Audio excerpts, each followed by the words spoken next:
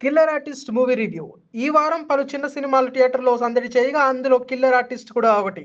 ఇందులో సంతోష్ కల్వచర్ల, క్రిషికా పటేల్ హీరోయిన్‌లుగా నటించారు. దీన్ని ఎస్‌జేకేకే ఎంటర్‌టైన్‌మెంట్ బ్యానర్‌పై జేమ్స్ వాట్ కొమ్ము నిర్మించారు. సత్యం రాజేష్, ప్రభాకర్, వినయ్ వర్మ, తనికెల బర్ని, భద్రం, తాగుబోతు రమేష్, సుదర్శన్, పి కిరీటి, వెంకీ మంకీ, సోనియా ఆకుల, స్నేహమాధురి శర్మ తదితరులు ఇతర ముఖ్య పాత్రల్లో నటించారు. రతన్ రిషి కిల్లర్ ఆర్టిస్ట్ మూవీని డైరెక్ట్ చేశాడు. టాలీవుడ్ ప్రెస్టీజియస్ డిస్ట్రిబ్యూషన్ కంపెనీ అయిన మైత్రి మూవీ మేకర్స్ చేతుల మీదుగా ఈ సినిమా నైజాం ఏరియాలో విడుదలైంది. స్పెషల్గా మీడియా కోసమే ఈ సినిమాకు సంబంధించిన ప్రివ్యూ ఏర్పాటు చేశారు. రొమాంటిక్ థ్రిల్లర్ కథ, అందులోనూ ఫ్యామిలీ బ్యాక్ డ్రాప్, అలా రెండు వేరియేషన్స్ జోనర్లో కలిపి తెరకెక్కుతున్న ఈ సినిమా ప్రేక్షకులను ఎలా ఆకట్టుకుందో చూద్దాం. ఇక కథ విషయానికి వస్తే పిక్చర్ అవి అంటే బాహుబలి ప్రభాకర్ ఈ పాత్ర పోషించారు. అమ్మాయిలను అత్యాచారం చేస్తూ ఆపై వారిని దారుణంగా హత్య చేస్తూ ఉంటాడు. అతన్ని పట్టుకోవడం కోసం సిఐ ప్రకాష్ అంటే సత్యం రాజేష్ ఈ పాత్రను పోషించగా పెద్ద స్కెచ్ వేసి పట్టుకుంటాడు. కానీ పట్టుకున్న తర్వాత జైలుకు తరలించే క్రమంలో అతడు ప్రకాష్ సహా మరో 6 పోలీసులపై దాడి చేసి తప్పించుకుని పారిపోతాడు. ఇక మరోవైపు విక్కీ జాన్లు పీకల్లోతుల్లో ప్రేమలో ఉంటారు. వీరి ప్రేమ జాను తల్లికి నచ్చదు. అదే సమయంలో విక్కీ చెల్లెలను ఎవరో కిరాతకంగా హత్య చేస్తారు. చెల్లి చనిపోయిన బాధలో విక్కీ డిప్రెషన్లోకి వెళ్ళిపోతాడు. ఎలాగైనా తన చెల్లిని చంపిన వాళ్ళను పట్టుకుని పగ తీర్చుకోవాలని చూస్తూ ఉంటాడు. మరి విక్కీ చేతికి తన చెల్లిని చంపిన హంతకులు దొరికారా? అసలు పిక్చర్ అవి ఎందుకు ఆ సీరియల్ కిల్లర్గా మారుతాడు? ఇక ఇవన్నీ తెలియాలంటే సినిమా చూడాల్సిందే మరి. ఇక ఈ సినిమా రివ్యూ విషయానికి వస్తే ఒక సీరియల్ కిల్లర్ కథ ఇది. ఒక కళగా భావించి హత్యలు చేస్తే ఎలా ఉంటుందో ఈ సినిమాలో చూపించారు. తరచుగా మన చుట్టూ సమాజంలో వార్తల్లో చూస్తున్న కొన్ని నిజమైన సంఘటనలను చూసి వాటి నుండి ఇన్స్పైర్ అయి ఈ కథను రాసుకున్నాడు దర్శకుడు రతన్ రిషి.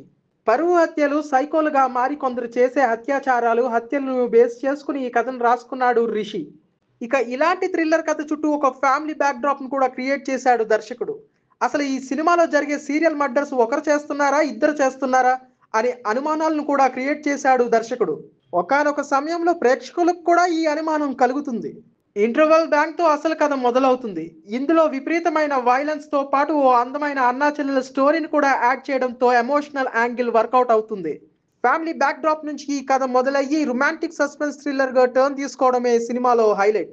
సినిమా మొత్తం చాలా వరకు ప్రేక్షకులు ఆసక్తితో చూసేంత ఎంగేజింగ్ గానే ఉంటుంది. ఈ కిల్లర్ ఆర్టిస్ట్ ఆడియన్స్ కు కొత్త సినిమాటిక్ ఫీల్ ను అందించడం ఖాయం.